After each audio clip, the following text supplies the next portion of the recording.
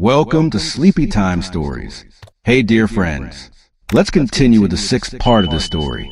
If you haven't listened to the previous parts yet, visit my channel and listen to it first for complete experience. Let us settle in now. Find a comfortable position and allow the quiet of this moment to wrap around you like a soft blanket. Tonight, we journey back once more to a world of sun-baked bricks and cool river breezes, to a time when magic and medicine walked hand in hand along the Nile. Listen now to the soft rhythm of my voice as we step to the doorway of time, 3,000 years or more, to a dusty street in ancient Egypt. It is a morning like any other, yet it holds within it the weight of centuries of healing knowledge, of remedies passed down through generations, and of the fragile line between life and death. There is an old medical writing from the land of the pharaohs, a genuine scroll that has survived the ages, and on this fragile piece of papyrus, written in the year 1550 before our common era, 300 years before the moment we are about to witness, there is a prescription. It tells of bread that has grown old and fuzzy with mold, ground together with golden honey, and spread upon a wound twice each day. This comes from the Ebers Papyrus, one of the most treasured medical documents ever created by human hands. It is but one of many similar texts that have come down to us across the vast ocean of time.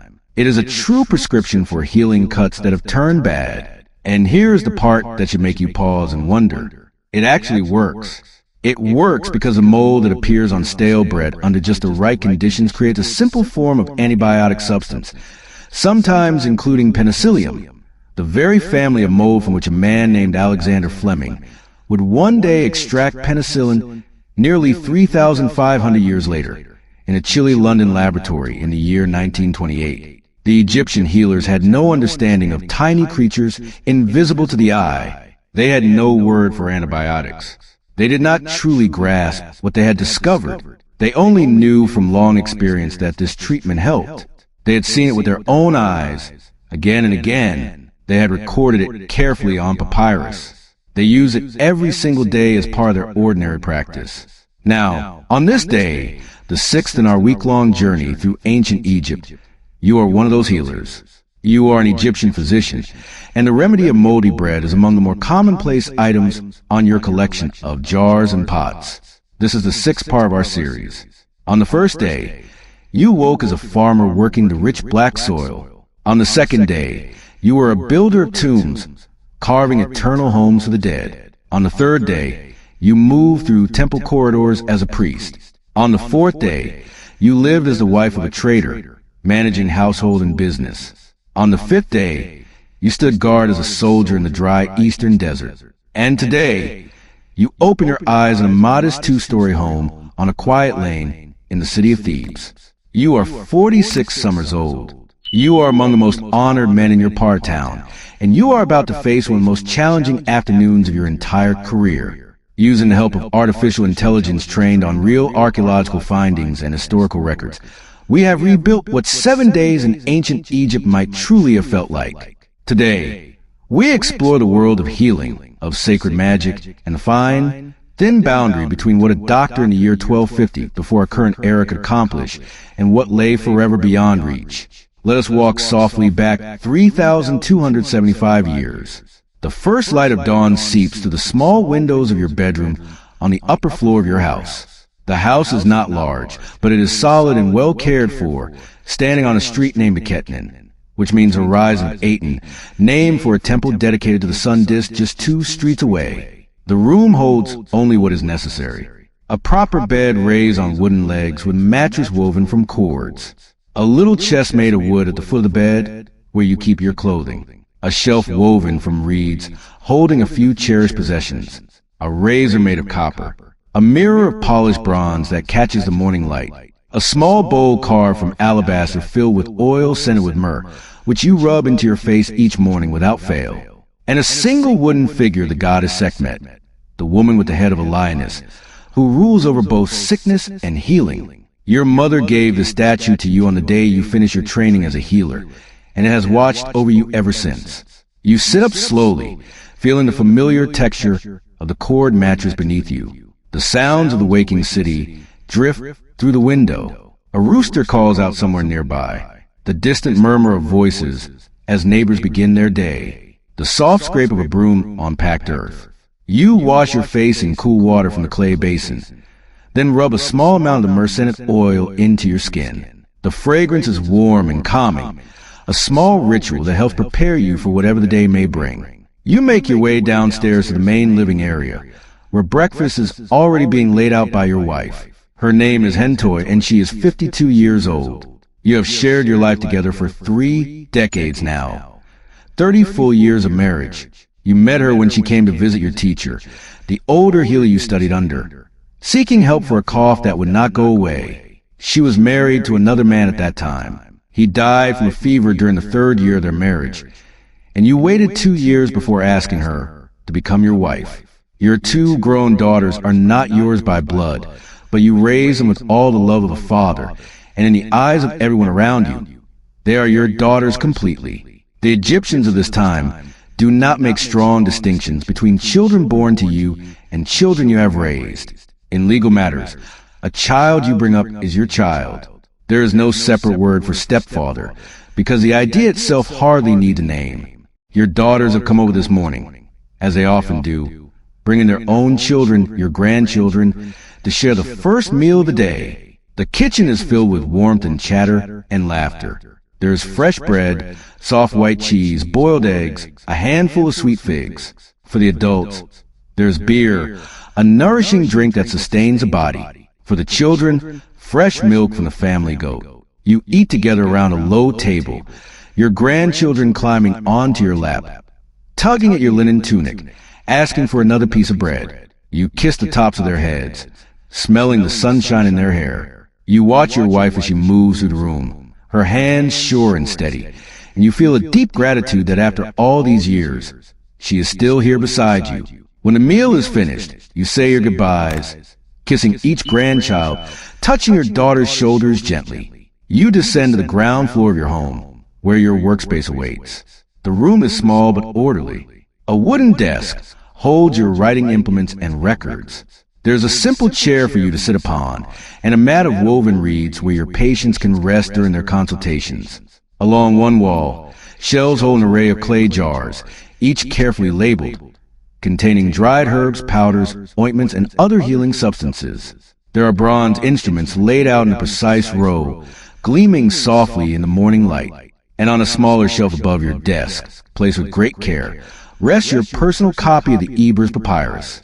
It is a scroll 44 pages long, stretching 2.5 meters when fully unrolled, covered in the flowing hieratic script that serves as a handwriting of the educated. This is a textbook of your profession. You have read it from beginning to end 7 times, and you know its table contents by heart, able to recall remedies and procedures at a moment's notice. You light a small clay lamp, even though the sun is already bright, because the flame feels like an old friend. You run your fingers over the smooth surface of papyrus, thinking of all the healers who came before you, all the knowledge passed down across centuries. Then you sit down on your chair and wait for the day to begin. Mid-morning arrives, and with it comes your first patient. He is a man who works with stone, a stonemason from the village of Deir el-Medina, the very same settlement across the river where you spent your second day in this ancient world. He has walked for an hour to reach you, his sandals dusty, his face lined with pain. His name is Par, and you notice immediately that his name appears in your records as someone sent by the local healer in his village, a colleague of yours who felt the case had moved beyond his own experience. The stonemason holds out his right hand, and you see at once why he has come. There's a deep cut along the side of his palm, sustained 2 days earlier when his chisel slipped as he was carving hieroglyphs into the wall of a new tomb. The wound has begun to change, to fester. The skin around it is red and angry, hot to touch. He has developed a fever, not dangerously high yet, but climbing steadily. You take his hand gently in your own and lift it to your nose, because Egyptian healers are trained to use all 5 senses when making a diagnosis. Certain kinds of infection produce smells that can guide you toward the right treatment. This wound has the odor of pus, but not the deeper, more dangerous smell of decay. There is still time to help him. You cleanse the cut carefully with a liquid made from willow bark soaked in vinegar. Willow bark contains a natural substance called salicin, the very compound for which aspirin will eventually be made thousands of years from now, and Egyptian healers have been using it for at least 400 years to ease pain, reduce fever, and calm inflammation. The stonemason hisses softly as the vinegar touches his wound, but he does not pull away. You apply a thick paste made from honey and ground myrrh, spreading it evenly over the injured area. Honey, you know from long experience, keeps wounds clean and helps them heal, though you do not think of it in the terms that future scientists will use. You wrap the hand in fresh linen, clean and white, and tie it securely. Then you reach for a small leather pouch that hangs from your belt. Inside is a tiny amulet, a figure of the goddess Sekhmet carved from faience, a blue-green ceramic that glows like the surface of the Nile. You thread it onto a leather cord and place it around the man's neck, telling him to wear it for 7 full days. The amulet is not merely a decoration. It is a prayer made visible, a request of the goddess to watch over his healing. You also give him the famous remedy of moldy bread, explaining carefully how to prepare it. Take stale bread that has grown blue and green with mold, grind it together with honey until it becomes a smooth paste, and spread it on the wound twice each day, once in the morning and once before sleep. Par sits on the reed mat, his face still pale, but showing the first signs of relief.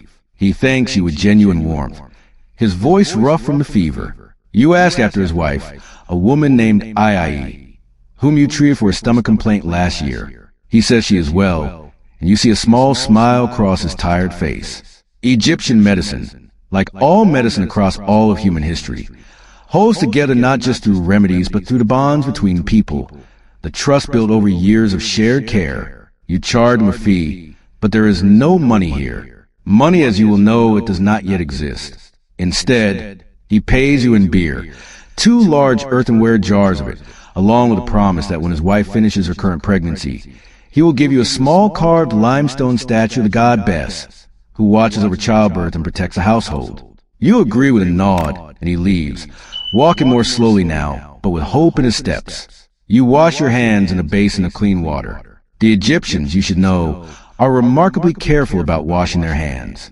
The medical texts are very clear on this point. You will perform this cleansing action 40 times before the sun sets today. 2 more patients arrive one after another. First comes a woman who has suffered from headaches for many months. You've been treating her for half a year now, and she is slowly, gradually improving. Today you prepare a mixture of willow bark, crushed peppermint leaves, and the soft flesh of a fresh fish, all blended together and applied to her temples. She sighs as you spread it on, the coolness bringing her some relief. You speak with her softly, asking about her sleep, her dreams, the quality of the water she drinks. You send her home with instructions to rest and to return in a week. The next patient is a small child, perhaps 7 years old, brought by his anxious mother. The boy has an infection in his ear, and he cries softly, clutching his mother's hand. You speak to him in a gentle voice, showing him a small carved bird that you keep on your desk for just such moments. While he is distracted, you irrigate his ear with warm water mixed with honey, the sweetness and warmth soothing the inflamed tissues. You give the mother detailed instructions on how to continue the treatment at home, and she leaves looking calmer than when she arrived. The boy now quiet on her hip. The sun climbs higher in the sky, and you pause for your midday meal. You eat alone in the small courtyard behind your house, sitting on a low stool with a wooden tray across your knees. There is bread, of course, fresh from this morning's baking, a salad made from lettuce, cucumber, and onion, dressed with olive oil, vinegar, and a pinch of salt, a small piece of grilled fish, still warm, a cup of beer, the same nourishing drink you shared at breakfast. The courtyard is quiet, shaded by a cloth awning stretched between the walls. From the street beyond, you hear the sounds of children playing, their laughter rising and falling like birdsong. Somewhere nearby, a donkey brays loudly, and you smile despite yourself. In the distance, you can just make out the chanting of priests at a small neighborhood temple, their voices rising in a slow, hypnotic rhythm. You finish your meal slowly, savoring each bite, letting your mind drift. This is a good life, you think. Not an easy one, but good. You have helped many people over the years. You have also lost some, and those losses sit heavy in your chest if you let them. So you try to hold each success and each failure with equal grace. You drink the last of your beer, rinse your mouth with water, and return to your workspace. The afternoon brings your fourth patient, and this one is harder, much harder. You hear the commotion before you see them, voices raised in urgency, the sound of many footsteps. You rise from your chair and step to the doorway just as a group of people turns onto your street. For men carry a litter on their shoulders, a simple bed of wood and cloth upon which a young woman lies very still. Beside the litter walks her husband, his face as white as fresh linen, his hands trembling visibly even from a distance. You step forward to meet them, your heart already sinking because you have seen this before too many times, and you know what it means. The litter is set down carefully in the shade of your courtyard. The young woman's name, when her husband can finally find his voice to speak it, is Mutnijmet. She is perhaps 20 summers old, though she looks younger now, pale and drenched with sweat, her breath coming in shallow gasps. She has been in labor for 2 days. The midwife in their village did everything she knew to do, but now the midwife herself has sent them to you because she fears the baby is dying. You look at the midwife, who stands at one side with worry etched into every line of her face, and you know that she is right. You kneel beside the litter and speak gently to the young woman. Her eyes flutter open for a moment, unfocused and glassy, and she does not seem to hear you. Her husband, whose name is Ka, is 23 years old, barely more than a boy himself. He holds her hand with both of his, and you notice that his own knuckles are white from the pressure, that he has been holding her hand like this for 2 entire days without letting go. You examine the woman as carefully as you can, feeling the position of the baby to the wall of her belly, and you find what you had feared. The baby is turned the wrong way. It cannot be born like this.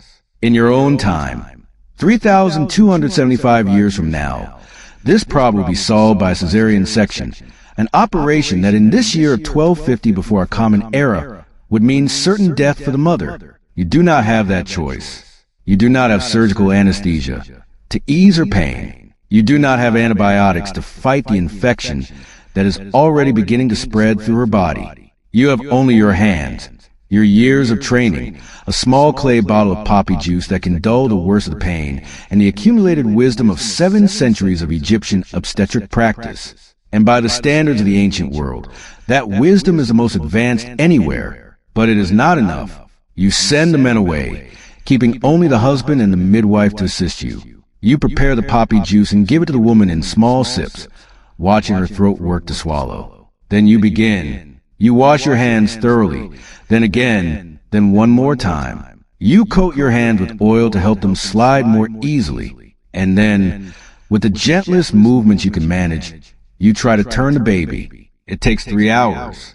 3 hours of slow, careful, painstaking work. The husband prays without stopping, his lips moving constantly though no sound comes out. The midwife holds a woman's other hand, speaking to her in a low, steady voice, telling her to breathe, to stay with them, to keep fighting. The woman herself, in her exhaustion and her agony, has fallen mostly silent now. Only her breathing tells you she is still alive. Each inhale, a small miracle. The first time you try to turn the baby, you fail. The second time, you fail again. Your hands are trembling now, though you try to hide it. The midwife meets your eyes and nods, a small gesture of encouragement.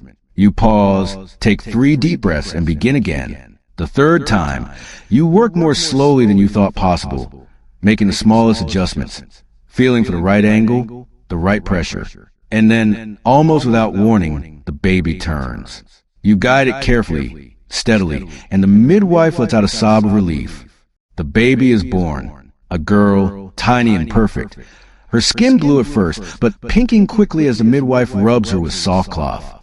She draws a breath and lets out a thin, reedy cry, and it is the most beautiful sound you've ever heard. The husband reaches out one shaking hand to touch his daughter's cheek, tears streaming down his face. The midwife wraps the baby in clean linen and places her on her mother's chest. But the mother does not wake. The bleeding has not stopped. You try everything you were taught to try. You try remedies you have only read about in the old scrolls.